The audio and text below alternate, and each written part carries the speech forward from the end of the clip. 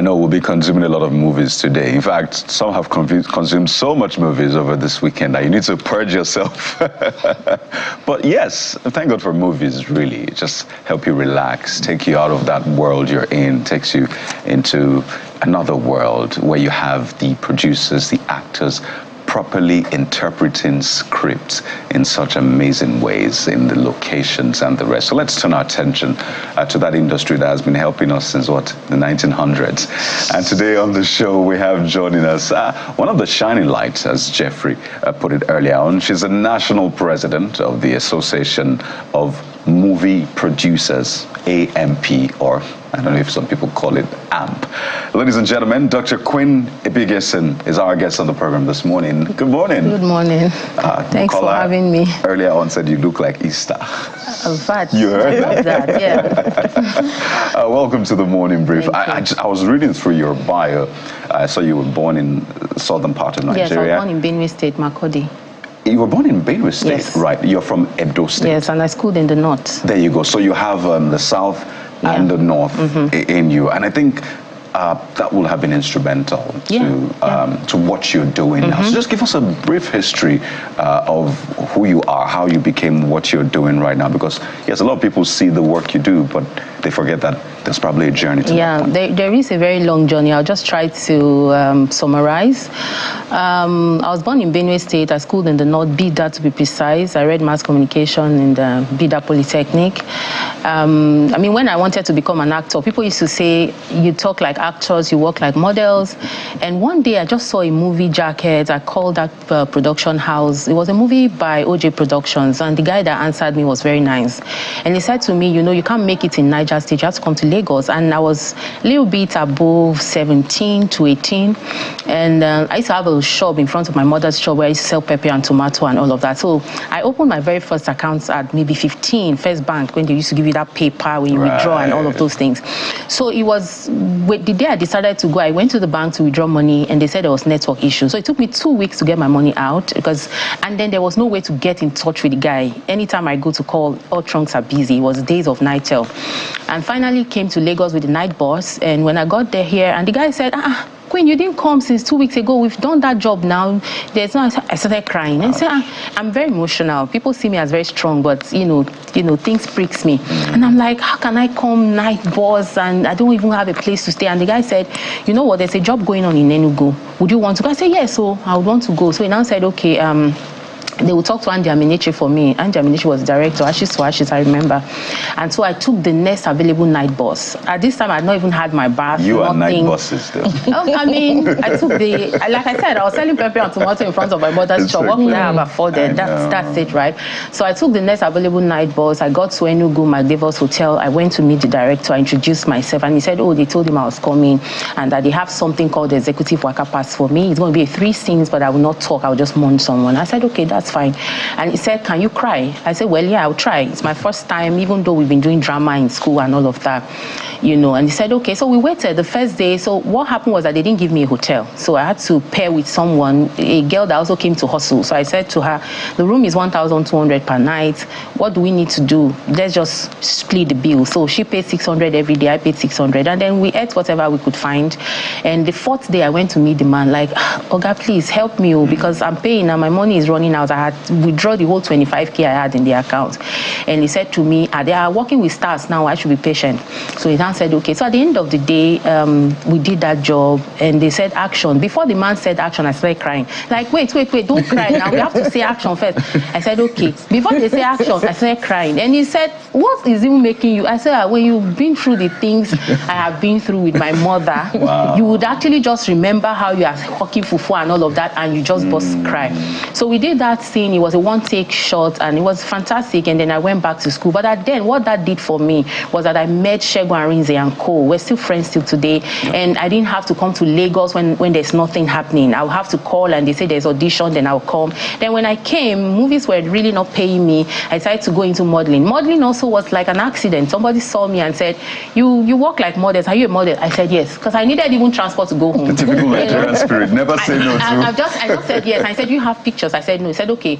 Took me to a costumier, Ngozi Obase. He rented those costumes, took me to a studio, we got those pictures, and he said I should meet him at Insight Communication the next day. We went there, and it was time for audition. And models, beautiful, very tall models. I'm 5'7". I think my height is just the limit for a woman, a tall woman. And then when it was time to catwalk, I went. The lady in the judge is like, what are you even doing? Are you a model? I said, yes, ma. And I said, no, come. So I came, very dark, slim, beautiful girl like me. And I said, you are very beautiful. We want you for this role, but it's like you've never modeled before. I said, yes, ma. Let me tell you the truth. It's my first time. And I said, because you told us the truth, sit down. Let's finish with these people. We'll see what we can do with you. So I sat down. After everything, they just told me to model again. I turned around and around and around, and at the end of the day, they picked me, and we did Benson and Hedges, from there to Martina and all of those things. And then I started modeling from that time, did Globacom runway shows and all. Then that wasn't enough. I started dancing. I did musical video for Tony Tetrila, for Idris Abdulkarim, for Pasuma Wonder, Jiggy Jig Bam Bam, for Idris Abdulkarim, I think Bash My Card. I did a series of all those things. And in 2015, 2005, when I got pregnant with my son is 18, by the way. Wow. I decided to stop dancing, so it became only modeling for me and all that. And then at some point I dropped runway modeling. It now became just pictures and all of that. Then I picked producing in 2009. I produced my very first film, Borokini. I took a loan from the bank to produce it, and that money never came back until I finished paying the loan. And by the time I finally sold the movie, the story is just plenty. So my journey into Nollywood was just a very beautiful and very challenging one. So it's so long. It will take me 3 hours. So that's why I decided to rush it. But trust me, that spending that 25K, made me who I am today. And so I always advise people to take that challenge and just go for it. Amazing. We could just keep on listening to you, continue with, your trip down memory lane. And I can see a lot of doggedness in it. From the time when you said you were selling pepper in front of your mom's shop, to all the night buses, to when you didn't have anything. And here you are today. And you started off by continued by talking about Borokini. Yes. When I was going through your bio as well, I was like, wow, a lot of Yoruba movies for someone who's from Edo State. There's Ileri Ife, there's Ejo Miko, and you've been born in Benue, you schooled in the north. I imagine that you're multilingual. Yes. So tell us about your preference, or your love rather, for Yoruba movies, if you speak Yoruba. And, it wasn't really love. It was the situation I found myself in at that time. So I've always wanted to produce, because I have series, I write as well. So I have series of stories I wanted to tell. And, just writing stories is not the issue. It's the money to produce those films. And so one day I was working with Fidelis Zuka, Fat Production, because I played a lead role in El Dorado for a very long time. So one of the directors just overheard me talking to somebody. The money never complete. To me, I don't even tire. Anytime when money complete, I go say no complete again. So after the conversation, the guy just came to me and said, look, I wasn't eavesdropping, but this thing that you're talking, we can run a Yoruba film with that amount that you have. And I said, it's not like I even have the amount. I want to take a loan, but that's the amount the bank is saying they can give me with the collateral that I have. And he said, okay, let's do it. So we started, and we wrote the story and everything. First of all, they wrote it in Yoruba. That became so difficult. I'll have to read in English, translate it in Yoruba, and all of those things. And then afterwards, we got on set. Jide Kosoko was in that job. Toyin Adewale was also in that job. A lot of Ricardo Agbo and co. So when we got on set, my son was also in that job. He played my son. When we got on set, they were cut shooting. They would say, speak. Immediately I start. They say, no, that's not how. They would cut shoot. So they managed me, I think because it was my job. And then after that job, I told myself, I will learn this Yoruba by fire by force. And one good thing about me is that I have ear for languages. I can speak a lot of language, from Broken to Edo, to my Okpela language, to Benue language, that is the Tiv, to Bida language, that is Nupe. I've never been to Igbo land, like stayed in Igbo land, but I can speak Igbo a little bit. I understand Igbo very well. Then I speak Hausa very well. At some point, I used to read Hausa news in Niger State in NTA. So, I can speak a lot of language. So I said, Yoruba, you are not going to be different. So I started learning how to. Now I can just speak it very fluently.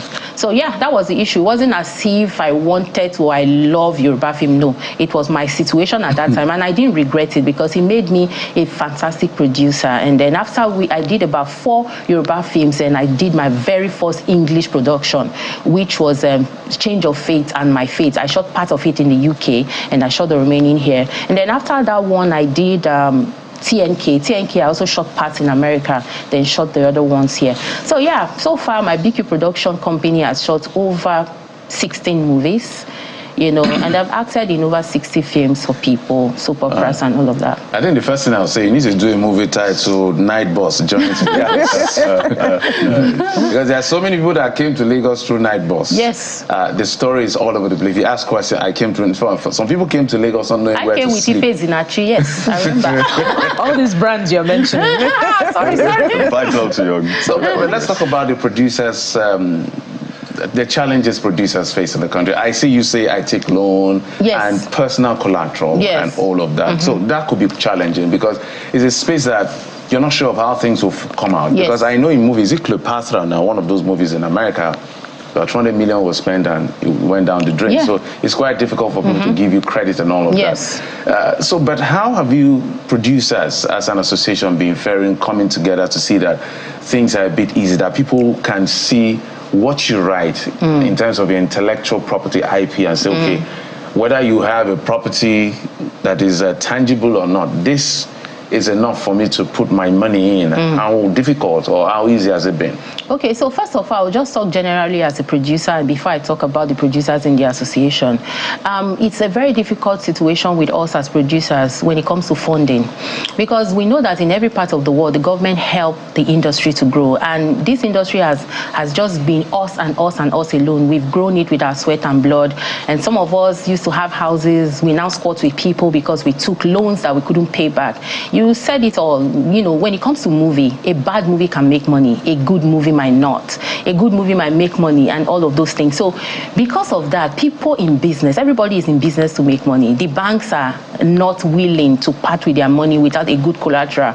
So if you don't have a house or something that is worth that amount they're giving you, or even close, you're not going to get that loan. So it's a very challenging situation, and that's why most of the time when I talk, I always tell government, look, you have to come up with single-digit loans for us. We're not telling you give us grants all the time. We're saying even if you give us grants, even make it a grant that people can see. Sometimes they say there are lots of billions stashed away here and there, but we never really access this money. A very few people are able to access this money. Like when they put some billions to Bank of Industry to share for us, at the end of the day, if you want to buy equipment, you'll be able to get that loan. The equipment becomes a collateral, and that's for studios. Everybody cannot own studios. So we as producers, we want money to just make this film, and we are saying if you belong to a renowned association that is well known, that association alone should be a guarantee that you will pay back this loan. No matter how, even if the movie flops, you're going to figure it out. It might just take you a longer time. And that's why we're saying, because you don't know which movie will make money, you can't take a loan at 30%. You are looking at taking a loan at 0%, zero interest, 5% or 3%. That way, the percentage does not kill you at the end of the day. And so that's what we're saying. And the government is looking like they are listening, they are not listening, but we'll still continue to talk. But when it comes to the Association of Movie Producers, what I've been big on since I came in as president for the past 1 year is that we need to collaborate. We cannot, let's share the risk and share the profit. And you find that what happens in Nigeria is because a lot of people don't want to share the stage with you. They want that glory to be on them and them alone. I'm just saying, if we produce a hit film, even if it's 4 of us as producers, who says we can't all shine together as 4 people? But we're going to take that risk, share the risk, share the profit. But you just want to look at only the profit. Supposing you put in 100 million of your money and it doesn't come out, what will you do? You're going to get depressed, you're going to get hypertension and all of those things. But if you put in 4 people, 25 million each, you still have your 75 million in the bank. If the movie does not make it, then you're not going to kill yourself, because you still have 75 million naira just chilling and cooling off. So for me, I've been big on collaborating and also big on crowdfunding. Like if you want to shoot a movie of 100 million, why can't you do a crowdfunding. You have a church you go to church, talk to them, let people put in small money. Before you know, you get your 100 million. If profit come, fine. If profit does not come, nobody's going to die. And recently, Lagos State gave us some grants. It was 2 million naira each. It was not something that was enough to shoot even a skit. So we decided to come together. Paulo Bazele, Tade Ogidon, Victor, Kai, and Co. About 21 of us, the list is very long. And we put other monies together and we said, you know what, we want to shoot a banger. And so we've been working on that project. It's going to cost us maybe 200 million or thereabouts. So the money that we even got from government is not going to be enough. Right. So we're trying to drag investors to come in with us. And the reason why we did that is just sharing this risk, as I'm talking about. Okay. We need to share the risk. So for me, I think that the funding issue has been an issue and it will continue to be an issue until government decide to do something. And also finding creative means, as you said, to raise these funds. I don't know if the title of the movie will be Banger, but we look forward to that. Two things I need to take you up on. One, there are a lot of people who are concerned about having subtitles, for example. I see someone say disvaginated in the subtitle or something ridiculous in the subtitle, or you have someone playing the role of a doctor and the doctor's trying to resuscitate a patient and is pushing on the abdomen when I mean the average person knows that that's not where you push the chest. Or you see someone who's playing a doctor using a stethoscope on the skull.